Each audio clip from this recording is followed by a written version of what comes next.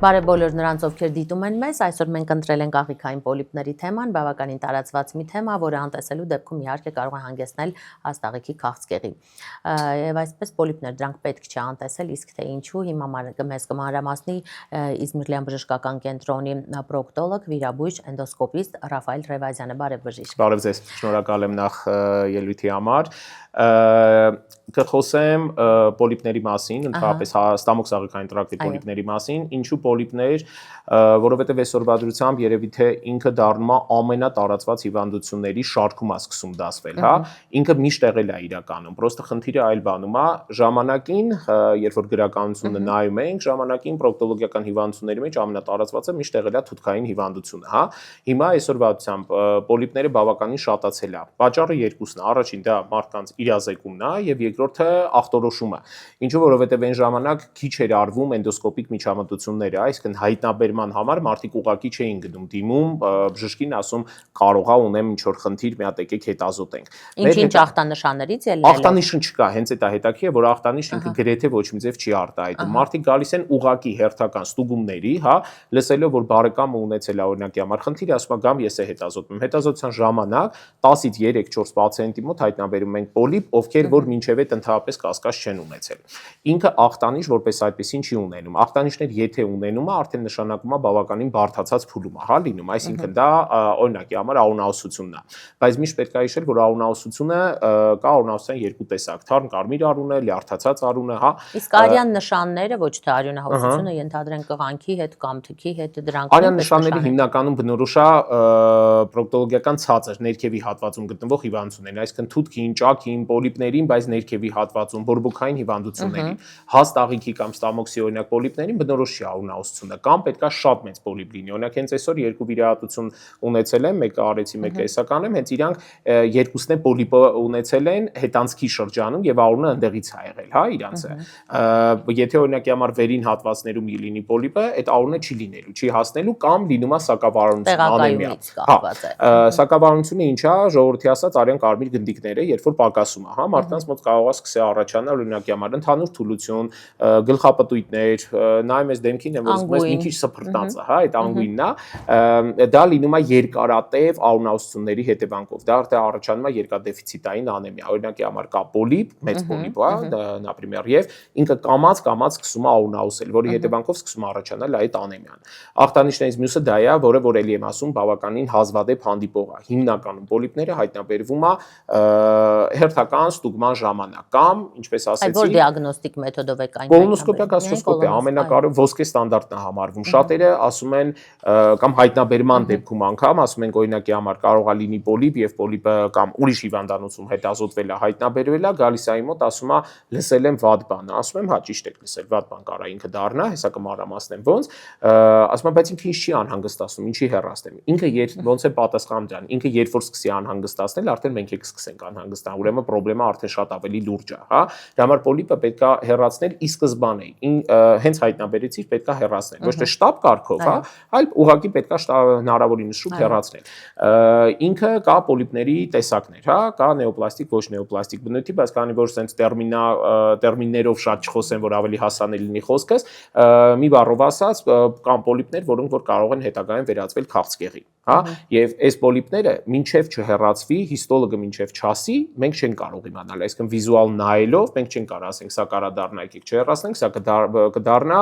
այսինքն պետք է հեռացնել, հետո ենթարկել հիստոլոգիական հետազոտման, պարտադիր, ցանկացած հեռացված պոլիպ պետքա գնա պարտադիր հիստոլոգի հետազոտության, հա, ինքը ունի պատճառներ, ռիսկի գործոններ, հա, այսինքն։ Ուզում եի հարցնել, թե դրանց առաջացման պատճառ, որպես ինչ։ Առաջացման մեկ պատճառ գոյություն չունի, ոչ է գոյություն ունի երկուսը, ոչ է երեքը իրականում։ Կա sense նախապայմաններ, հա, օրինակի համար նույն ճարպակալումը, ծխելը, սննդակարգի հետևելը, եւ вообще սննդակարգը դա համարում եմ 21-րդ դարի հիվանդություններից մեկը, որտեղ այսօրվա ցան բոլորը fast food-ի վրա են,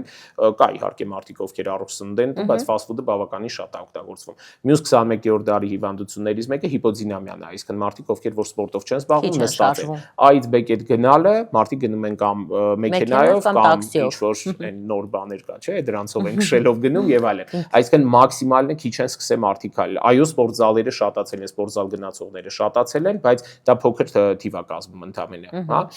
Հիպոդինամիան մեծ նշանակություն ունի, ժառանգական ֆակտորները մեծ նշանակություն ունի, գոյություն ունի մուտացիաներ, որոնք որ հայտնաբերման դեպքում այդ մարդը ունի ռիսկ հետագայում օրինակի համար հաստաղիքի քաղցկեղի առաջացման։ Այ հետաքրքիր է բժիշկ, եթե մարդը ունի պոլիպներ նշված հատվածներում, հիմա ինչպես խոսում ենք մենք ստամոք սաղիքային տրակտում, հետաքրքիր է դա արդյոք ազդանշան է, որ նա արդեն որևէ քաղցկեղածին բջիջների կարող է ենթարկվել եւ արդեն դրանք հայտնաբերվեն, ենթադրենք գինեկոլոգիական հատվածում, այլ ներքին օրգանների հատվածում։ Տեսեք, իհարկե կարա կապ ունենա, բայց որ ասենք հստակ կա, եթե հաստաղիքում ունենք պոլիպ, ուրեմն պետքա պարտադիր լինի այլ տեղել նայել, իհարկե ոչ, հետազոտությունը սենց է։ Ընդհանրապես ռիսկի գործոնների մեջ նաև տարիքն է, հա, 50 տարեկան եւ ավելը։ Եվ 50 տարեկանում մարդը արտասահմանում օրինակ շատ ընդունված է, անվճար անում են հետազոտությունների 50+ տարիքում, հա, տարբեր երկրներում տարբեր է, Ամերիկա, Կանադա, Եվրոպայում 50, 55, 60, հա, գնալով շեմը իջել է, կստացի։ Այս մարդիկ պետքա 50 տարեկանից վերև անցնեն հետազոտություն եւ այդ հետազոտությունների մեջ մտնում է նաև նույն գինեկոլոգիչսկին։ Այսինքն ինքը ընդհանուր չեքափը, երբ որ անցնում է պացիենտը, նույն կոլոնոսկոպիա, գաստրոսկոպիա հայտնաբերեցին պոլիպ, ասում են մի հատ էլ կգնաս ուրեմն գինեկոլոգիան է կստուկվես։ Դաժե եթե չեն հայտնաբերում, հիմնականում բոլորին փորձում են ուղարկել նաև գինեկոլոգիչսկի պապքսուկը, մյուսը, բայց դա գինեկոլոգներինն է, չեմ ուզում խառնեմ թեման։ Համենայն դեպս հայտնաբերելու դեպքում միշտ խորհրդատրվում մեկ անգամ ավել այնտեղ հետազոտություն անել, որպեսզի հնարավոր է որ այնտեղ էլ լինի օրինակի համար։ Շատ լավ, մարդը կարող է պոլիպների առաջացումը կանխել։ Ցավոք չէ։ Ցավոք չի կարելի կանխել։ Գրականությունը տալիս է հետևյալը, որ ռիսկի գործոնները կարելի է իջեցնել։ Որոշ բաներ, այսինքն նույն հիպոդինամիան, նույն սննդակարգը, նույն վնասակար սովորույթները, այսինքն ծխելը, ալկոհոլը, չեմ ասում թմրանյութերի մասին, դեռ այո, սրանք իհարկե կիչացնի ռիսկը, բայց այնպես չի, որ եթե մարդը օրինակի համար ծխողա չծխի, ասի ես չեմ ծխում, ուրեմն էլ պոլիպ չեմ ունեցա։ Դա ռիսկն է ընդհանրապես նվազեցնում, բայց բաները կա, որոնք որ չի կարելի ոչ ժառանգականը, ոչ տարիքը ցավոք։ Այո, որ տարիքելներ ամենալավը։ Այո, սա նույնպես երիտասարդացել է իդեպ տարիքային։ Իհարկե, ինքը շատ է երիտասարդացել հենց այս ռիսկի գործոնները հաշվի առնելով։ Հնարավոր է որ այդ մարդը կունենար պոլիպ 55-ում, բայց հայտնաբերվում է արդեն 35-ում, օրինակի համար։ Իսկ դա ալկոհոլի օգտագործող մարդկանց մոտ ենթադրենք ավելի շատ է, քան չօգտագործող։ Ես նման հետազոտություն չգիտեմ, ճիշտն ասած, հնարավոր է որ լինի, բայց լավ միտք եք տալի, կարելի է մտածել։ Պրոստը պետք է հələ ճիշտ է, պետք է կանանց հասնել, իրանց ամուսինները ինչքան են խմում, որ ճիշտ իմանանք ստատիստիկան։ Եվ ձեր հիվանդներին նույնպես։ Այո, ինքը հայտնաբերումը ո՞նց է կատարվում ընդհանրապես, հա, պրոֆիլակտիկ նույն զննման ժամանակ, երբ որ պրոկտոլոգը զննում է, առաջնայինը ոնց է կատարում, պրոկտոլոգը նայում է մատնային զննում է անում, մատնային զննման ժամանակ, եթե ուղիղ աղիքում է, պրոկտոլոգն է հայտնաբերում, որից հետո գանգատները լսելով կամ տարիքը կամ մյուս բաները հաշվի առնելով, արդեն որոշվում է նաև էնդոսկոպիայի միջոցով, то есть գաստրոսկոպիա, կոլոնոսկոպիայի միջոցով։ Այստեղ կարևոր է կոլոնոսկոպի միջոցով հայտնաբերելուց հետո պացիենտին լիարժեք ներկայացնել, որպեսզի ինքը համաձայնվի իրականում հեռացմանը, հա, պահել չի կարելի։ Հիմա այսօր վադրությամբ Փարքաստում մենք ունենք 65-63+ տարիքի 65 կներեք 65+ բոլոր քաղաքացիները կարող օգտվեն այս անվճար պետական ապահովագրությունից եւ այդ մարդիկ կարան անցեն եւ կոլոնոսկոպիան եւ գաստրոսկոպիան եւ պոլիպի առկայության դեպքում նաեւ պոլիպի հեռացում։ Հա, որը գումար չունենալը չի կարող նրանց համար արդարացում 200,000 դրամ ավելը նպաստառուները բոլոր, այսինքն եթե չեմ ճիշտ եմ հիշում 1.5 միլիոն, տոլի 1.6 միլիոն մարդ ընդգրկված է այս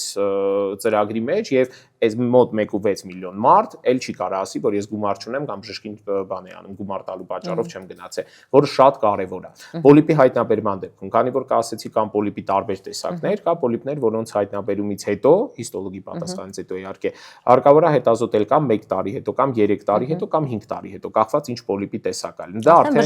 արդեն բժիշկը կասի, կամ պրոկտոլոգը, կամ հենց էնդոսկոպիստը, նո հիմնական պրոկտոլոգները հիմնականում կրկնվում են պոլիպները վիրահատելուց հետո, այո, հիմնականում կրկնվում են։ Հնարավոր է նույն տեղը չկրկնվի, այսինքն նույն հեռացված հատվածում, բայց քանի որ հաստաղիքը բավականին մեծ է, 2-ից 3 մետր կախված մարդուց, այլ հատվածում կարա լինի։ Դրա համար է հենց կատարվում կրկնությունը։ Նույն տեղում կրկնման ռիսկը մի քիչ փոքր է, որովհետև մենք հեռացնելուց հիմնական ենք հեռացնում։ Այսինքն ես որպես պրոկտոլոգ եւ ուղիղ աղիքու վիրահատելու ժամանակ եմ ամբողջությամբ հեռացնում կամ էնդոսկոպիայի միջոցով, էլի որ ես անում եմ, կոլոնոսկոպի միջոցով ենք հեռացնում, լիարժեք հեռացվում է։ Նույն տեղում ոչ, բայց կարա 10 սանտիմետր կամ կես մետր հեռու արդեն առաջանա։ արդեն 3 տարի մեկ անցնել, որպեսզի անցնել է հետազոտությունը, որպեսզի անդադ հասկանալ հսկել այլտեղ առաջացել է, թե չի առաջացել։ Դա շատ կարևոր է այդ հսկողությունը, հա։ Ցավոք, քանի որ չկա մի դեղ, որ կարելի է խմել եւ աղիներում վերանա պոլիպները, դրա համար պետք է կատարել անդադ հետազոտություն։ Այ մի պրոֆիլակտիկ, այսպես բուժման մեթոդ ասեմ, հարցնեմ, պրոֆիլակտիկ առումով պրոբիոտիկների ընդունումը կամ տարատեսակ աղիքային միկրոֆլորայի կարգավորման հետ կապված մենք լսում ենք այո տարբեր հաբերի ընդունումը։ Սրանք իսկապես կարող են նպաստել աղիքներում լավ միկրոֆլորայի ձևավորման, ուստի նաև որոշ հիվանդություններից զերծ պահեն։ Իհարկե այդ հարցի պատասխանը գաստրոենտերոլոգները ավելի լավ կասեն, ես էլ եմ այդ նույն հարցը տվել կոնֆերանսներին լսելով եւ այլն, եթե կոնկրետ վերաբերում է պոլիպի մասին, ոչ։ Այսինքն այնպես չի, եթե մարդը պրոբիոտիկը խմի, պոլիպ չի առաջանալու, չկա ցավոք այդպես բան, չէ։ Ինքը պոլիպը լորձաթաղանթի բարակ գոյացություն է, որը հետագայում կարող վերածվի այլ բանի։ Եթե կա նման բան, ես ուրեմն տեղակ չեմ, չնայած պրինցիպի բոլոր կոնֆերանսներին գրեթե մասնակցում եմ, բայց նման բան չեմ լսել։ Իհարկե բորբոքային process-ների մասին խոսք չկա, այնտեղ միանշանակ շատ լավ դրանք օգնում են, բայց